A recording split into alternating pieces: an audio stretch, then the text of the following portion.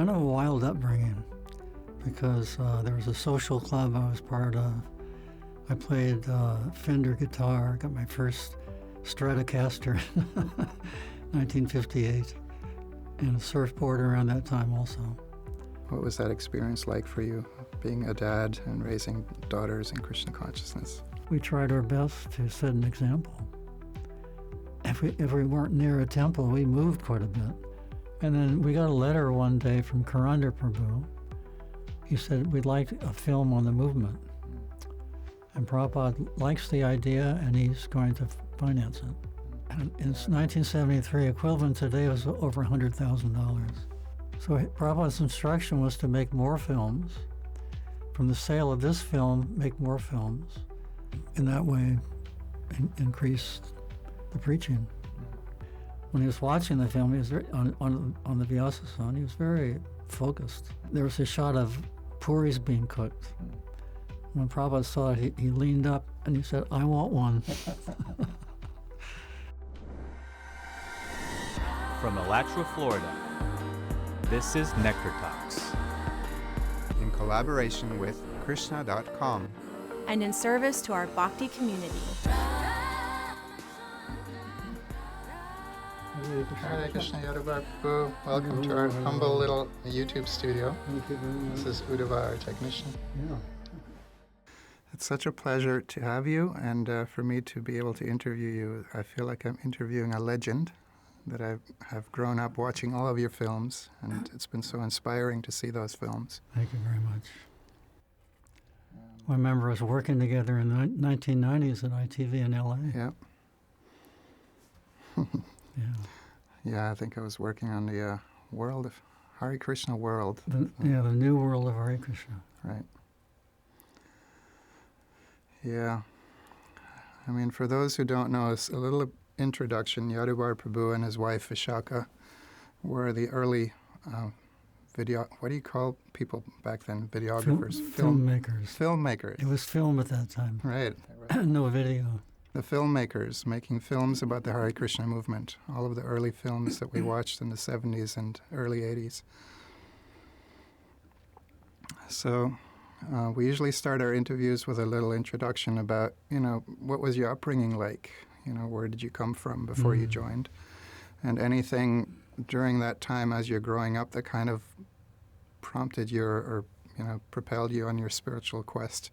I grew up in Newport Beach, California, and near the beach, going to the beach every day. Eventually did a lot of surfing, but lived across the street from the high school, local high school. My mother taught Spanish and French there, and my father was a college professor, Orange Coast College. I taught American history. And kind of a wild upbringing because there was a social club I was part of.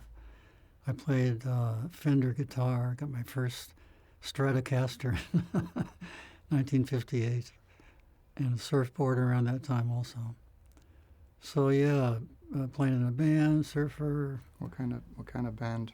We had basically sang Beatles songs, rock and roll, and it was. That was the early 60s. I'm sorry, late 50s, early 60s. And then in 1961, I went to University of California at Berkeley. That was kind of another wild scene with fraternities and sororities. But that was the time when a lot of revolution and discontent going on.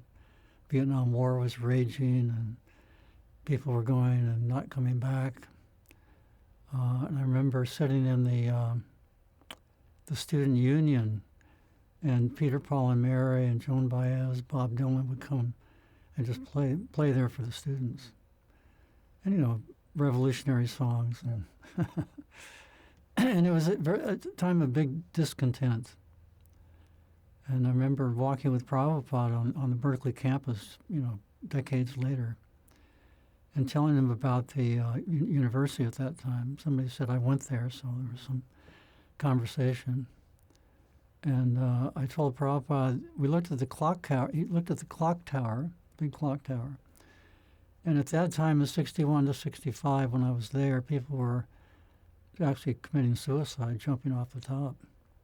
So many problems, discontent. And Prabhupada told the story about the Himalayas giving birth, big mountains. And there was a rumor one day that the Himalayas was going to give birth. So all the villagers came there and gathered at the cave going into the mountain. And so weeks went by, nothing. So finally there was some rumbling, and some mice ran out. So Prabhupada said, "This is big mountains and mice coming out. Same with the university, big university, and mice like men." So yeah, it's we've seen the results of no spiritual education in society. It's so many people are lost. Yeah. So yeah, I was in the Peace Corps for 3 years in Malaysia. I graduated from college, didn't know what I wanted to do. I had this vague idea of helping people. So I was there for 3 years. I taught power mechanics, electricity, woodworking, metalworking. Peace Corps means Peace Corps is like people who go and volunteer in other countries to help those countries try to help with skills and things like teaching. Yeah, but mostly we learned more from them than they did from us. Yeah, and then I taught at Outward Bound School for a year also.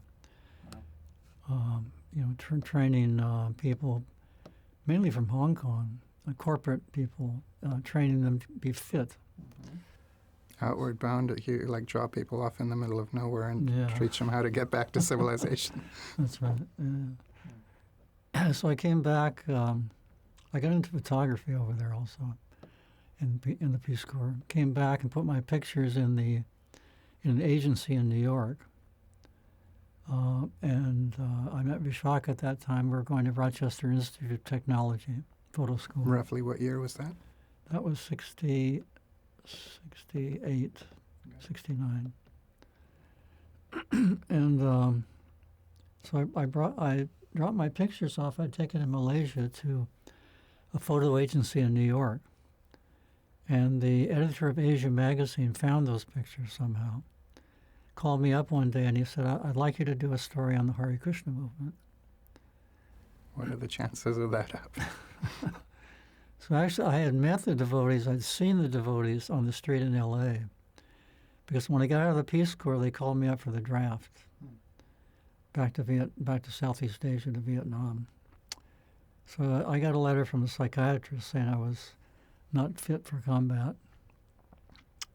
And the guy at the induction center downtown L.A., he accepted it.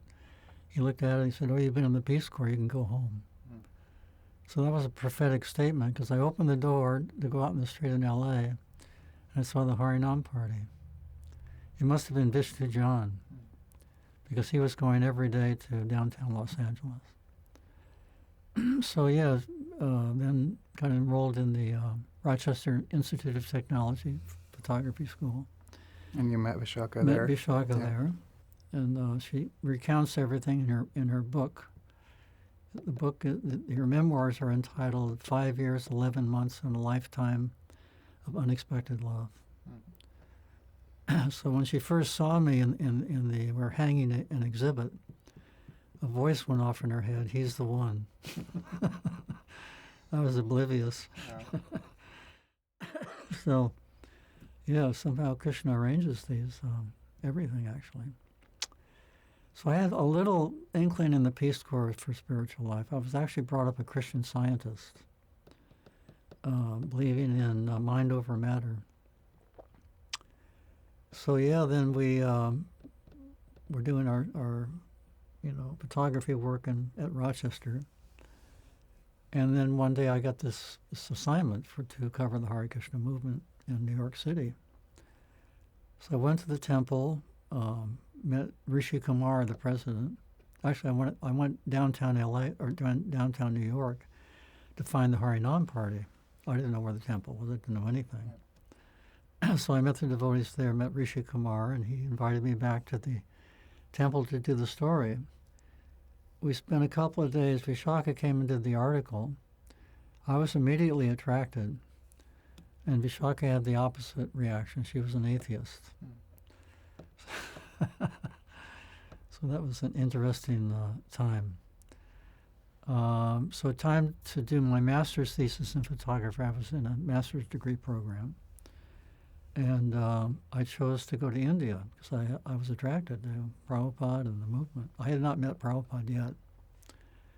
So my teachers thought that was a good idea, very exotic, and to cover the Hare Krishna movement in India. Everything makes sense of Yeah, so far? just trying to get a sense of the timeline when that was. Yeah, that was summer of 70, we did that article. Okay. That was published in Asia Magazine in the next year, I think January, February. So I went off in December 1970 to India to meet Prabhupada. I had an address on Marine Drive, Bombay. So I knocked on the door, and they said, and Kailash Saxari, I still remember his name. He said, "I'm sorry, they just left for Surat." So he put me on a train. I got to Surat. They had been there a few days. I had no address. I didn't know anything, where to go. And so all these rickshaw wallahs came up to me, and I said, "American Hare Krishna." The whole town knew about it. It was a huge, huge, arrival, actually. But Prabhupada had been touring with his Sankirtan, World Sankirtan Party for some months already. He was, he'd been several towns all over India. But Surat was probably the most glorious because the whole town, of course, in Gujarat, so many devotees. But as one devotee mentioned, she said the whole town was on fire with devotion. So this Harinam in the streets every day was a photographer's dream. Coming from the streets of New York, trying to photograph the devotees, and people not responding and ridiculing, some people curious. But here there was, we couldn't go more than a few yards in Harinam without garlands and drinks and sandalwood paste. I've seen some of the photos from that, and everybody's just jubilant and smiling, like garlanded. Yeah, amazing time. So yeah, Prabhupada bringing the devotees back to India was another genius move, always guided by Krishna. And so I spent a couple of months traveling with Prabhupada, taking photos and sending those photos back to the BTG department, BBT, and some of the films. 2 months later, Vishakha came, and I was already deep into Krishna consciousness, and she wasn't. So she was very skeptical. We met Prabhupada, and that was at the Cross Maidan Festival. And that's where His Holiness Radhanath Swami met Prabhupada. Prabhupada famously called him out of the audience way in the back, had him sit on stage next to him. So yeah, Vishakha came. We asked Prabhupada, we'd like to do a story on a quaint Indian village. That was our next assignment. And we didn't know where to go, so we asked Prabhupada, where should we go? So Prabhupada said two things. He said, you don't know India, and they will cheat you and steal your cameras. And then he said, best to go to Vrindavan. So we did that. First we went to Nepal and did a hiking trek. Took lots of pictures. Then came back down to Vrindavan. And at that time, Vrindavan was, I don't remember seeing any Westerners there. We took lots of pictures there. And then Yamuna, Giriraj, Das Brahmachari at that time, they came and visited, so we met them. There were a few devotees who came during that 1 month in Vrindavan. And then Yamuna asked us to come, or actually Giriraj asked us to come to Calcutta with them to take pictures and produce a Vyasa Puja book for Prabhupada. So we did that. We went to Calcutta. And that was very challenging, especially for Vishakha. I mean, India is austere now, Calcutta, etc. I can't even imagine back then, it would have been even There was much there more was austere. you couldn't even buy bottled drinking water. So there's a lot of sickness, a lot of discontent and quarreling, right? Immature, lots of immaturity. And you guys were how old at the time? I was one of the oldest in India at 27, Okay. so I was really old. And then how old was Vishakha at the time? She was 20. Okay. Yeah. So that was a very challenging month in Calcutta Temple, but Prabhupada was coming, so we stuck it out. When Prabhupada came, it was just a breath of fresh air. He had an ISKCON where everybody had ready their problems and complaints. And then Prabhupada was talking about his difficulties coming to America and, starting the movement, and everything just kind of, our difficulty just kind of melted away. In comparison, whatever our complaints or the devotees' complaints were, it was like, wow, Yeah. Small. So next we went to, Prabhupada took us to Delhi for the very big Delhi Pandal program. Prabhupada was having these huge Pandal programs. Tens and thousands of people coming every day, and kirtan. And You were already on assignment as like official photographer or videographer at that time? no, that wasn't. That was unofficial. But we were sending them our few films that we were taking, and also Super 8 films and stills to the BBT. And Karandar was looking at them. He liked them a lot. So we stayed in India for 2.5 years. Prabhupada took us to Delhi. I was initiated actually in Calcutta. Prabhupada took us to Delhi, then Vrindavan. And then Vishakha and I were married in Vrindavan, and she got Diksha in Vrindavan. And then at the Mayapur Festival, first Mayapur Festival, 1972, we both got Brahminical initiation. But that was interesting because it was on stage in front of a big crowd. And his godbrothers also were there. How did you get from there to being Srila Prabhupada's official videographer, like following him around the world and taking video everywhere he went? That Yeah. Karandar was looking at what you were sending back. He liked it. And Yeah. We served in Juhu for 2.5 years before we went back to the States. Again, sending photographs back. And then we got a letter one day from Karandar Prabhu. He said, we'd like a film on the movement. And Prabhupada likes the idea, and he's going to finance it. So Prabhupada actually gave us $16,000 from the book fund. in those days was a lot of money. And in 1973, equivalent today was over $100,000. So Prabhupada, sacrificed a lot for that film. He was the executive producer. The Hare Krishna people. Hare Krishna people. So we could understand that Prabhupada knew the value of media. And from there, we continued to make films. Prabhupada liked that first film very much. He saw it multiple times. Were you there at any time when it was being shown to him? Practically every time.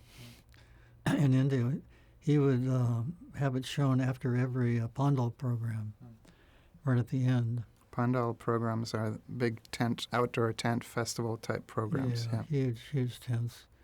In Mumbai, at least 10,000 people, 20,000 people a night would come. Same place in Delhi, same thing in Delhi and Calcutta and Hyderabad. So you would have to rent a big projector, almost like an outdoor movie projection, kind of, to show a video to that many, show the film to that many. 16 millimeter projector, yeah. But Prabhupada stayed for every show, at least when I was there. He saw it probably at least, 10, 15 times. So Prabhupada's instruction was to make more films. From the sale of this film, make more films. and in that way increased the preaching. Yeah, Prabhupada liked films. Yeah, it was going to be one of my questions to you. What was your impression of Srila Prabhupada kind of understanding the power of telling stories through film, and spreading Krishna consciousness through that medium? Well, he liked films, first of all. There's some stories about him seeing Charlie Chaplin films. And he understood the power of it. That's why he spent so much money on the first film. And he saw the response also in watching the film.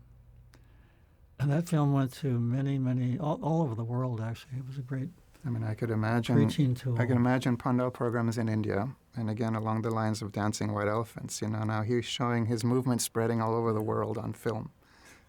All of these places around the world, and these devotees chanting and dancing. It was quite extraordinary. Extraordinary time. And in those days, your films, we didn't have the internet. We didn't have YouTube. We didn't have, it was like, okay, there was television. But, there was no devotional content. So your films were the only devotional, film, like immersive content that we had. Some of the devotees today tell me that they could recite the whole script. Seen the film, I don't know how many times.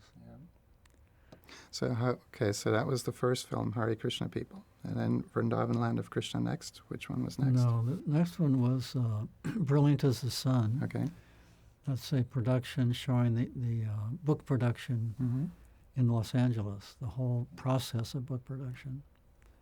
And Prabhupada actually wanted that film. He requested that film, something to show his godbrothers that he was doing the work of his spiritual master. So we showed that at the Mayapur Festival, 1995. 75. Sorry. 75, yeah. Yeah. And we had something called a Fairchild projector, which looked like a businessman's briefcase. And you could show the film, set it up, and show it in about 30 seconds. Just project it on a wall or any... No, it had his own little screen. Oh, okay. So you open up the briefcase, and the projector's there, and the screen flips up. So I would sit in Prabhupada's room, and he would greet his guests, and invariably he would show them the film. He said, "Do you have that film?" So they were just amazed to see not only the technology, the projector, but also And then the next film was the Spiritual Frontier, documentary on New Vrindavan. Okay. And Prabhupada also sanctioned that. He wanted that. And that was very popular. Showcasing an alternative spiritual community, how all these devotees were living together in New Vrindavan, spending their time doing all kinds of things, but serving Krishna, basically, as the center. That's right. And doing amazing work. So Prabhupada, we had the premiere of that film in Los Angeles. Were you there? No, you weren't around then. No. I would have been a really small kid back then, those days. But that was a wonderful premiere. The highlight of any filmmaker is the premiere. The temple room was completely packed. Ladies up on top on the balcony. The boys came from all over. And Prabhupada, when he was watching the film, he was very, on the Vyasasan, he was very focused. There was a shot of puris being cooked. When Prabhupada saw it, he leaned up and he said, "I want one."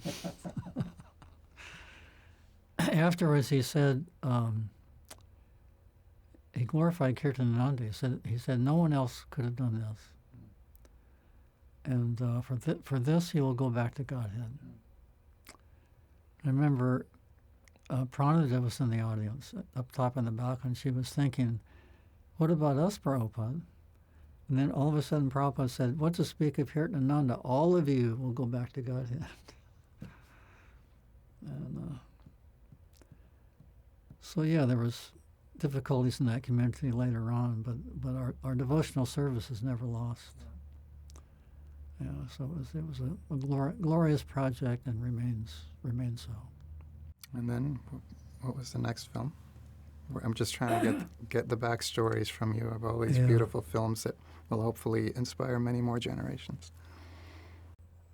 Actually, the Bhaktivedanta Institute wants to do a film showing how life comes from life and not matter.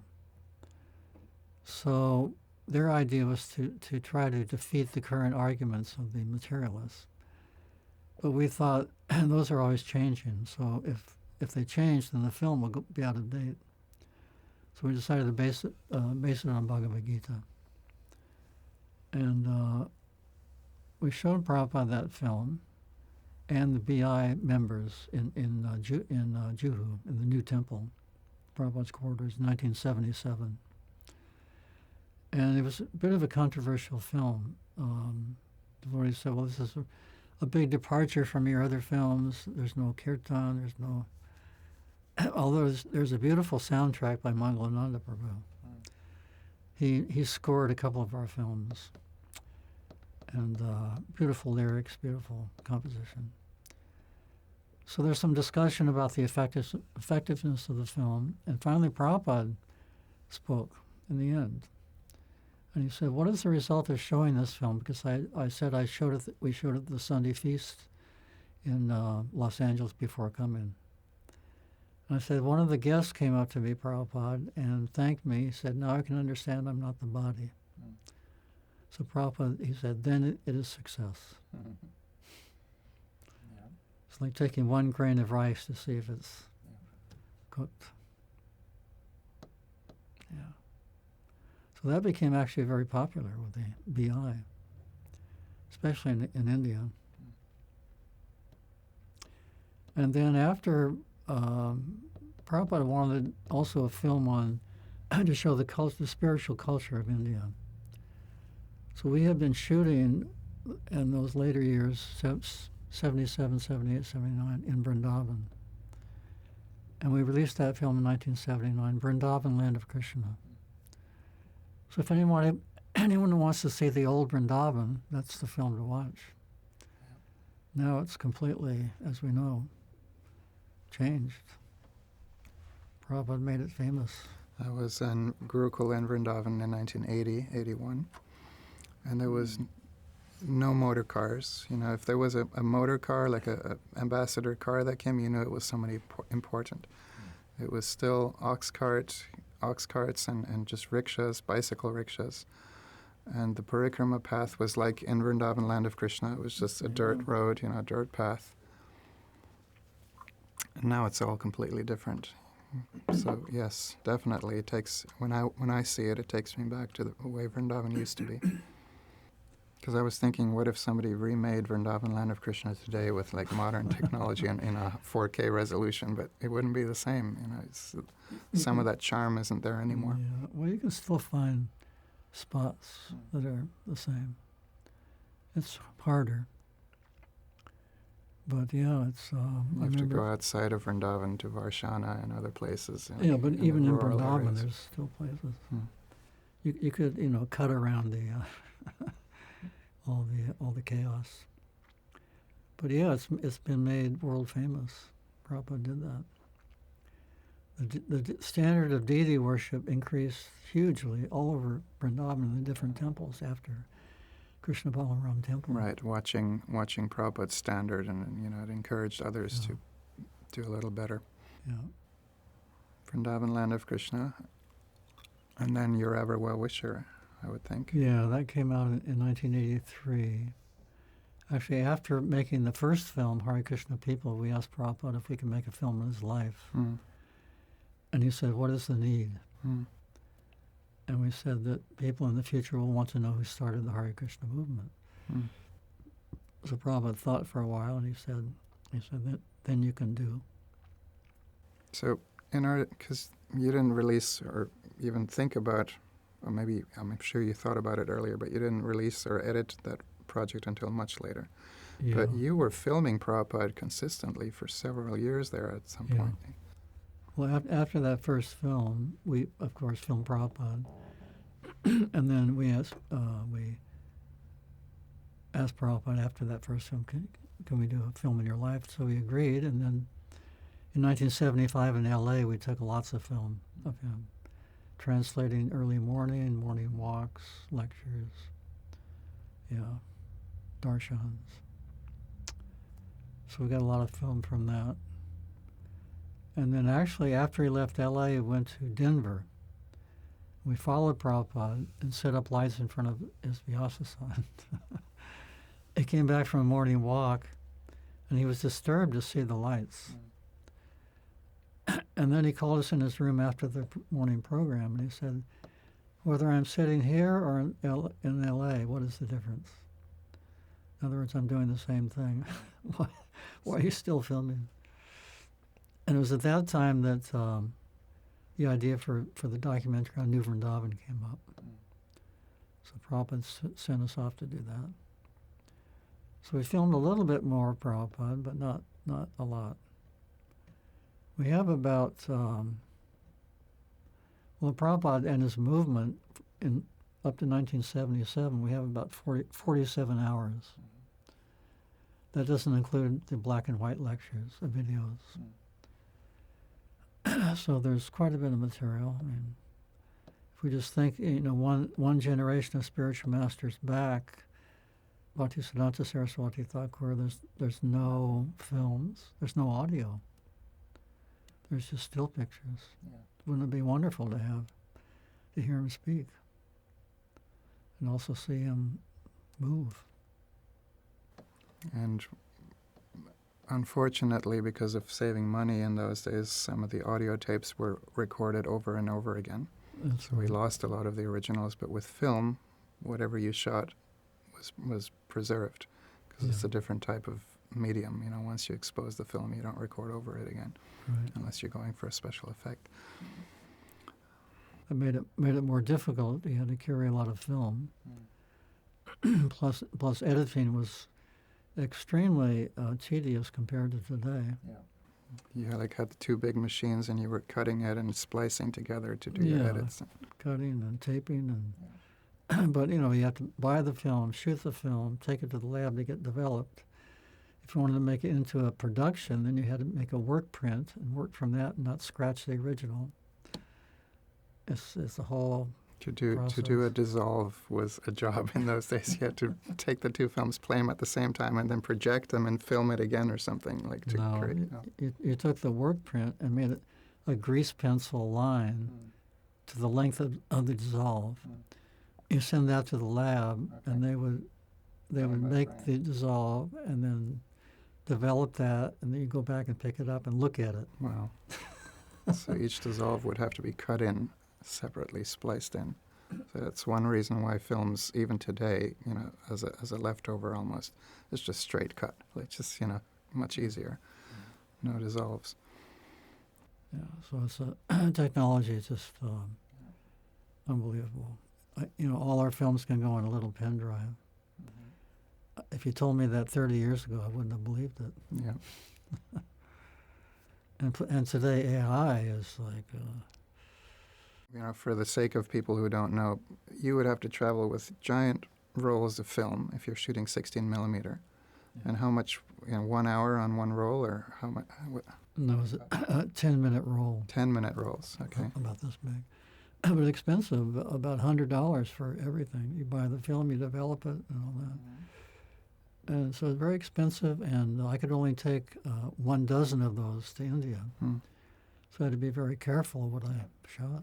Plan out your shots and use, minimal, 30 seconds, pans and whatever. Plan it out just at the right time of day with the right light. Yeah, because you didn't want to waste film. Yeah, so technology is really, really a little scary from what I see. You're not. Anybody will be able to duplicate anyone, speaking in pretty much the exact same voice, movements, everything. It's just getting now better with and the better. the AI revolution of how they can just take video, learn from it, and then just recreate. Yeah. With some prompts, whatever you want. As far as the timeline of your films, just so I don't get too far off that, Your Ever Well-Wisher, 83. That was 83. And then there was, did you get involved in some of those ITV projects? Yeah, some of the New World of Hare Krishna, Mm-hmm. Cooking with Karma, a few others. Coming Back, Reincarnation. Not so much. No, that was an ITV production. Yeah. We did a film for Indra Swami on the Polish Festival tour, and also the Polish Woodstock. Woodstock, yeah. A few films like that. And then we started in 2001. We were asked to put everything on DVD. So we did that. It took 7 years to come out with everything. There's 11 parts. We interviewed 500 devotees. 335 Following Srila Prabhupada in the series. following Srila Prabhupada series. Yeah. We interviewed 500 devotees who speak as you watch the films. It's 31 hours long. As you watch the film, you hear that devotee speaking at that. He was at that time or place, he or she. Yes. But we had a lecture track, lectures at that time and place, and also a live sound and music. Some of the films had live sound, some didn't. So the ones that didn't, we added music. So there was 3 tracks for that. It's on YouTube. All our films are on YouTube on the YouTube channel Hare Krishna Film Classics. Okay. Yeah. But the Following Srila Prabhupada series is it's a long series. Not many have watched the whole thing, but those who have had tremendous insight into Prabhupada. They really it's like a 300-page book, 31 hours of speaking. As you were mentioning earlier, imagine if we had footage of Bhaktisiddhanta Saraswati Thakur or Bhaktivinoda Thakur, like we have. Whatever footage you recorded is the footage we have. I mean, other devotees recorded little bits and pieces here and there, but for the most part, it's your life's work almost, like you were put on this earth to record Srila Prabhupada from our perspective, from the future generation's perspective. If you didn't do it, we wouldn't have any video of Srila Prabhupada. Krishna would have made another arrangement with someone else. I'm sure. We use that Following Srila Prabhupada series at least once a year with our youth groups, and we show them, sections of it. Right. And it really conveys to them Srila Prabhupada, because they're like 2 generations removed already from him.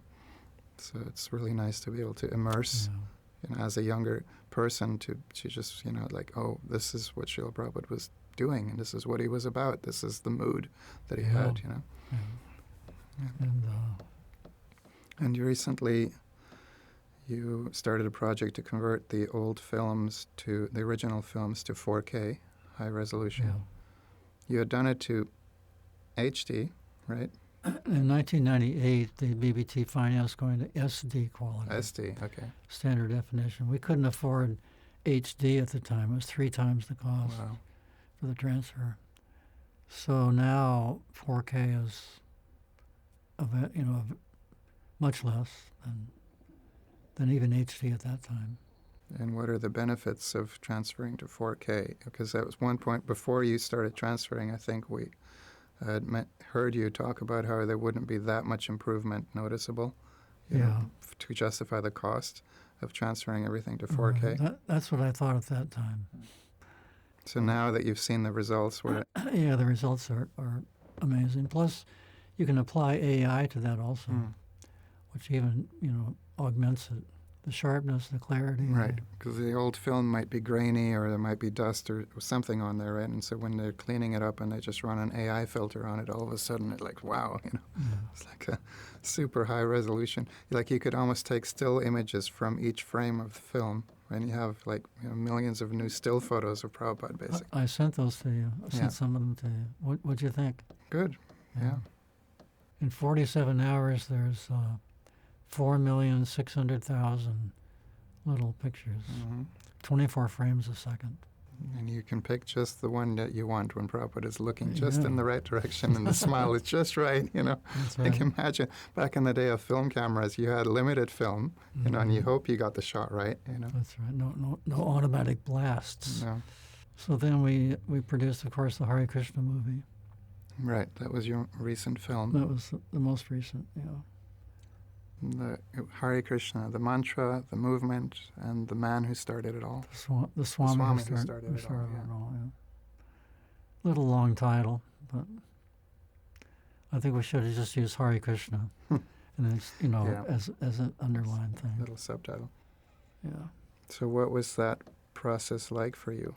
And what was the result Well, like? again, I was thinking we have Your Ever Well Wisher, produced in 1983, and to do another one, expensive and huge effort, and so I was thinking like that for a while. But then I was convinced. It was an old format. The quality's not that great, and let's do it. Let's start it. So in 2013 we started that movie. We got tremendous help from Lalita Priya and her cousin Jess. They came from Australia. Lalita Priya was a film student, university. She was a great asset to the project. And then Krishna Shakti came from LA, one of the editors. Vishakha, and myself. So there were 5 main people. And it took us 4 years to make that. 4 years of just storybooking, storylining, or whatever they call it, figuring out what you wanted to get, then going out, getting the footage. Some of it was like new technology where you took like still photos and animated them with like some sort of parallax effect. That's right. And we liked that effect. There were many magical moments during the production. And we really liked that effect of the still black and white pictures in motion. And so it was quite expensive to hire somebody to do that. So somehow or other, at Krishna House, there was a boy. I think he was living at the temple actually, who had done that. He was in a studio in Miami, I think, and he knew how to do it. So he came on board and did it. Quite a few amazing arrangements that were made. So they took 4 years. We were supposed to release it in the 50th anniversary of the founding of ISKCON, but that didn't happen. That we were late. Instead, we went to Boston and showed a preview, an 8-minute preview of Prabhupada on the Jaladuta, because there was Prabhupada's arrival festival. And it so happened there was someone in the audience who really liked that 8-minute clip. And he was connected with some people in Hollywood. And he introduced, I sent the film to them, a rough cut. They really loved it. And they helped us through all aspects of production. They gave us all their Hollywood contacts, the social media person, the distributor, film labs, and Peter Rader and Paola Di Florio. Okay. Fantastic people, and they really love Prabhupada and spirituality in general. And that film got a lot of exposure. It got into cinemas. Obviously, it was like the kind of indie film. You had to hire the movie theaters or whatever. But I guess the distributors picked it up, and it went to a few cinemas. Yeah, it went to 150 cinemas in the States. So it definitely got exposure. I mean, the media, everybody, paid attention to it at the time. Yeah. Some of the professional reviews weren't so great, but they don't like spiritual subjects. Yeah, I mean, the criticism was that, it's basically a covert documentary glorifying the Hare Krishna movement. What do you expect from the Hare Krishna devotees making a video about, a film about, 50 years of the Hare Krishna movement? But the public reaction was just the opposite. Yeah. It was tremendously popular with audience reviews. If you look on IMDb, which is the foremost film review site in the world, 7.9, I think. It started out as 9.6 with 800 reviews. 9.6 out of 10. It's gone down to 7.9, but that's still pretty good. That's still really, really good. But so many 10s, anyway, it was, I'm still plugging it wherever I go because I've just seen the reaction. Yeah. I mean, what Hare Krishna people was in the mid-'70s, that film is today. Like, you can show it at any Sunday feast, at any festival in our movement. It's high-definition format, it's got the quality of a professionally made movie. And it's impressive. It's impressive for anyone who watches that to see. For kids like myself, growing up in the Hare Krishna movement, we sometimes need to step away and step back and see that, wow, this is a worldwide movement. It's not just the little temple that I grew up in and my parents who are practicing some strange religion, But then you see like a movie like yours, Hare Krishnas around the world doing so much amazing stuff, amazing preaching and spreading of the movement. It went internationally also. It went to 38 countries in theaters. And translated into multiple languages. Multiple languages. It's in over 30 languages. All the Indian languages dubbed, Russian dubbed, and the rest subtitled. What's interesting, we had an international sales agent, and the first country that showed the film was Russia, in Moscow, on Prabhupada's appearance day. That wasn't planned. That was just the distributor and the theater. Yep. So we're just very thrilled by the result. Yeah. Prabhupada's still touring and preaching. His movie incarnation. Realizations, your personal realizations about Srila Prabhupada, spending so much time with him in intimate moments, filming him and stuff. Like, you probably have spent a lot more time with Srila Prabhupada than other devotees have in those kinds of moments where you're just like with him for like an hour at a time, and he's just walking back and forth chanting his japa in his room in L.A., and you're there behind the camera filming. So what were some highlights for you, and what were some of your deep impressions that remain from those days? Well, first of all, as a photographer, Prabhupada was completely, he was never self-conscious. He just was himself, always. And even one time, he was so charming, I asked him in his room in Radha Damodar if he could pose for a picture, a photograph. He was asking me, where should I stand? Should I go? It's like a little boy. And there's that picture of him with his danda I think on the left, and a picture of Bhaktisiddhanta Saraswati on the right.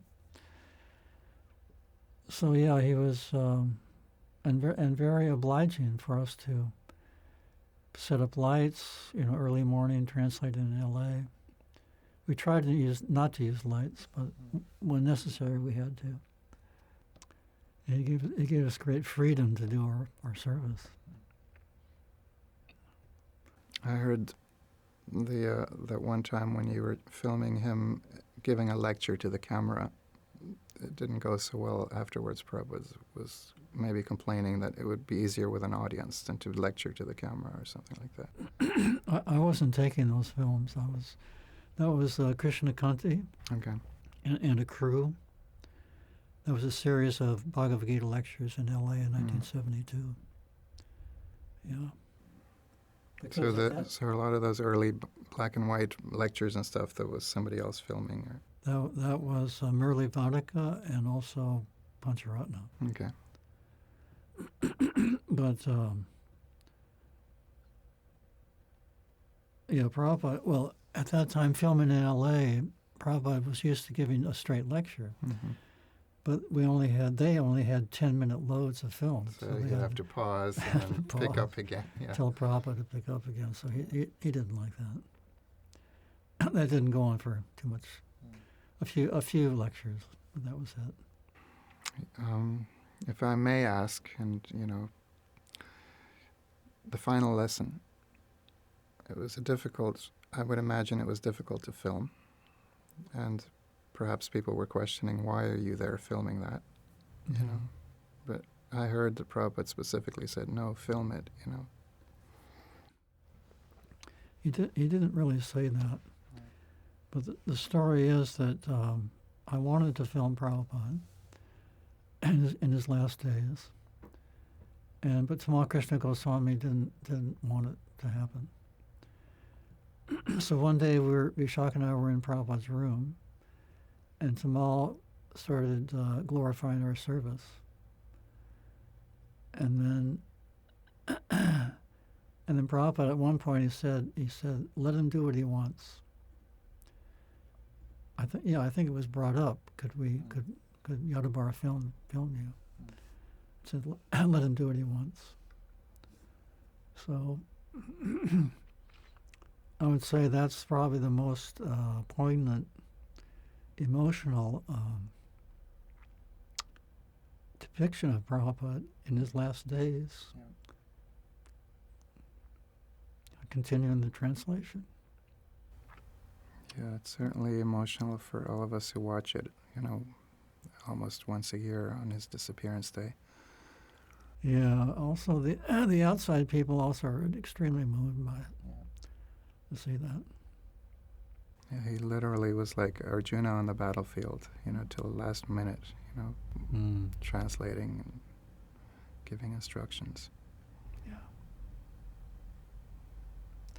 We were coming down in an elevator in the New York skyscraper building with Prabhupada, and he looked at us. There were about 3 or 4 of us, and he looked at us. He said, "I want the privilege of fighting for Krishna."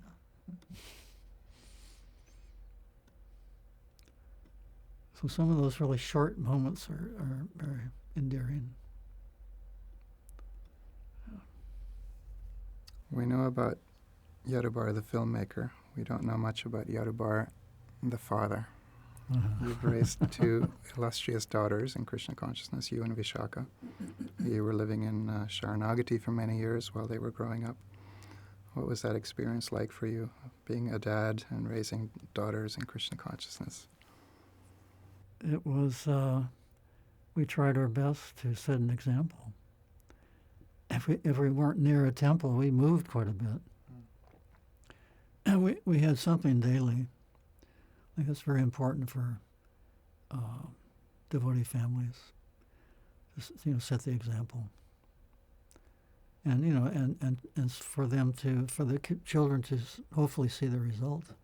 So, morning programs at your home, or something every day. Maybe sometimes it was a little rush, sometimes it was shorter, sometimes longer. But something. And I remember we were living in L.A. when Hare Prabhu was 5 years old. Amrita at that time was in the ashram. She was actually with us in L.A. for some time, but then she went to the ashram. here? Yeah, at one point. I forget the year. So Hare Prabhu was about 5 years old, and we didn't want to bring her up in L.A. So Vishakha had been to Sharanagati, and she really liked it. So in 1999, I flew off to London to help Bhakti Chir Swami film the Abhay Charan video series. And Vishakha drove up north with a godsister, I think it was Urvasi, to Sharanagati, from LA to Sharanagati with all her stuff. And there was a home for rent up there. That's still our place. We still have that place. And that was a wonderful move in many respects. And you were there at a time when Yamuna Devi was still there. Yamuna Devi was still there. Yeah. We spent 10 years there. And Yamuna Devi took the young girls, including Hare Priya, under her wing, taught them deity worship, bhajan, had classes, cooking. So it was a wonderful time for those 5 girls. She called them the milkmaids. Radha Vanabihari's milkmaids. Yeah. So anyway, raising children is a whole different scene than just being a couple. But if you can raise Krishna conscious children, then it's all worth it. I'm tempted to ask what your secret is, your and Vishakha's secret, because they both came out very nice devotees of Krishna, wanting to be devotees, and, I don't know. I point to Vishakha as the inspiration. Mm-hmm. And hearing about how Yamuna Devi was there and, inspiring them, so they had a good combination of elders and mentors guiding them. They had good association. Yeah. So Hare Priya and her husband Bhishma Dev are up there. They spend the summers up there.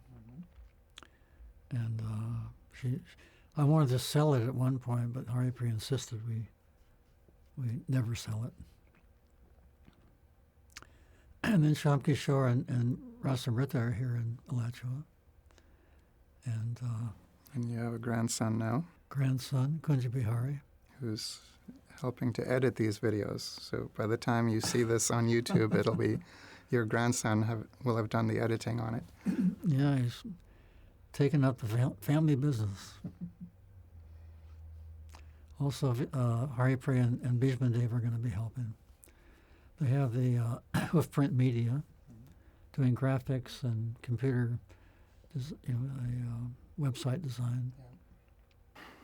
Any unfulfilled dreams or wishes? Like if you had all the money in the world and assistants and a film crew, what films do you think still need to be made, or what stories need to be told that haven't been told or may need to be retold?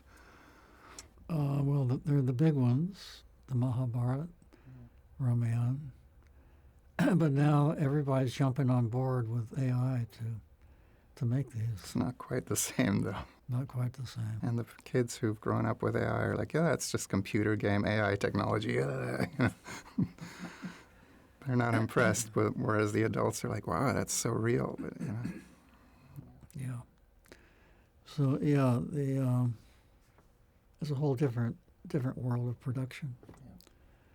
So, but yeah, just so many stories can be spun off from Bhagavatam. All the rich literature that we have. But the main thing is a good script, a good story. That's the foundation of any, whatever it's, live action, AI, whatever.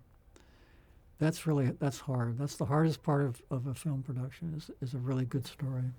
So would you say that with your films, your method was, create the story in text or paper or, storyboards first and then film, like traditional? I know nowadays, because everybody films on their phones and stuff, and for YouTube, a lot of people go out and shoot first and then think about a story later, Yeah, we did that with our early films. Because, with documentaries, things change so much. So we just shot, like in Vrindavan, we just shot the most beautiful scenes that we saw, and wandering around morning and evening, and then came back and put it together. So with the Hare Krishna movie, the latest movie, we had a script, but that changed quite a bit also in the process. So the script is key to any good movie. We need writers. Yeah, people don't realize how much of storytelling requires the actual writing, of a good story, of a script. A lot of movies and films are based on somebody's book or something, because somebody who was a writer envisioned it, on a page in words, and then you're basically translating that vision into moving pictures. Yeah, that's also very hard. They have an Academy Award nomination for the best screen adaptation from a book. Do you have any thoughts about how ISKCON has expanded since the days that you joined, and when you were traveling in those early days and filming ISKCON and the Hare Krishna people, and today, and how it's just exploded, the good and the bad? I mean, you might have some observations about things that Lord Chaitanya's movie cannot be stopped. His movement cannot be stopped. It's on fire. Mm. And yes, there'll be problems. There's the good and the bad. There was the good and the bad when Prabhupada was here. which some of us may not be aware of. We always think the good old days. Yeah, the good old. And there was bad. And you saw, there was all kinds of politics and issues. Yeah, politics and fall downs and, so that's going to be there. We shouldn't be surprised. There was one lady in one temple in South America, one devotee, and after the lecture, she asked Prabhupada, she told Prabhupada, there's Maya in this temple. And then Prabhupada said, if you can show me a place where there's no Maya, we should go there immediately. So, also, we should be very, very cautious about taking sides, one Vaishnava over another in some kind of quarrel or disagreement or discussion. That's very dangerous because that leads to aparad. That's in the strongly in the Chaitanya Charitamrita and the Chaitanya Bhagavat. Yeah. Your hopes, your advice for the next generation? Think about your grandchild Kunja. Think about that younger generation and their experience and their Yeah, just be very, very patient in Krishna consciousness. It's a long haul. And there's going to be ups, there's going to be downs, there's going to be discouragement, there's going to be highs. But if you just stick it out, it's the only thing that's worthwhile in this world. There's nothing more valuable. And we hear that throughout the scriptures. And it's true. When you get old like this, you experience that, the miseries just come. There's always something. And it just builds. So unless we can become detached from that, then we're gonna the more we suffer. And Prabhupada in his last days was completely detached from that. I was massaging him in the very final days, and his body was going through some contortions. So I asked Prabhupada, "Are you feeling pain?" And Prabhupada immediately opened his eyes and looked at me and just said, "No." I could tell he was completely beyond any kind of bodily discomfort. So that's the stage we want to be. That's liberation. Any questions that you thought that I might ask you that I haven't asked you, that you wanted to say something about? Anything that you wanted to convey? Well, just about the Hare Krishna movie. We'd like to see it being shown a lot more in temples, and also the 10-year anniversary is coming up of the release in 2027. So it'd be nice to bring it back to a few. Next year will be the 60th anniversary of ISKCON, so that's another excuse to bring it out. Yeah, and also bring it to some major cities in theaters. And try and invite the VIPs. Prabhupada wanted to preach to the intellectuals. So that's one thing that I'd love to see happen. And if it's done on a wide scale, it'll just increase Prabhupada's glories. Thank you for your lifetime of service. And I'm sure your good wife had a lot to do with it, Vishakha. It'd be nice to interview her, about her memories and experiences. Yeah, she's definitely the better half. When you were filming, just digging for a little bit more nectar, when you were filming Srila Prabhupada and traveling around the world, you were the one holding the camera and she was doing the audio? What was... Yeah, I was doing the camera. She was doing the audio. The camera loaded with film, weighed about 16 pounds. And the audio recorder was also very heavy. And it was two different technologies. You didn't have the audio on the film in those days. It was recorded. The audio was on a different reel, right? Yeah. We could have had the audio on film, but that was mostly for news cameras. Immediately they didn't have to sync it up. They could immediately show it on evening news. Yeah. So it was very, very bulky technology and very slow. But that was it. That was the only thing that was happening back then. Video came in 70, late 70s. And to think that nowadays you can do it all with a phone this size, at the quality Yeah, that I you were wish I doing had- back then and higher. I wish I had an iPhone Pro and a And the stories you could have told, right? Because you were so limited by only having 10-minute reels of film, and you had to really plan it out. You Yeah. couldn't just film everything, yeah. Plus a drone would have been handy. Drone. I remember flying in a helicopter, hanging out the side of the helicopter, filming. Spiritual frontier. Yeah, filming over Nobbin. Hmm. Aerial shots. Yeah. Anyway, progress. Thank you. Thank you for coming. Thank you for the Yeah. interview. Thank you. If anybody wants to watch your films, that YouTube channel that you mentioned. Yeah, YouTube channel Hare Krishna Film Classics. Okay. And it's on our website also in many languages. Hmm. HareKrishnathefilm.com. And you can buy all of it on a USB stick. You can get everything on a USB stick. Yeah. And if you have the right kind of phone, you could even plug it in and watch it on your phone right off the That's USB right. stick. You can watch it in the forest. You can watch it on the airplane. You don't need one of those Fairlight projectors anymore with a built-in screen. No. All right. Thank you. Thank you, Hare Krishna. Hare Krishna. Oh, Thank you, Udi. Thank you, Kunja, for the editing. yeah.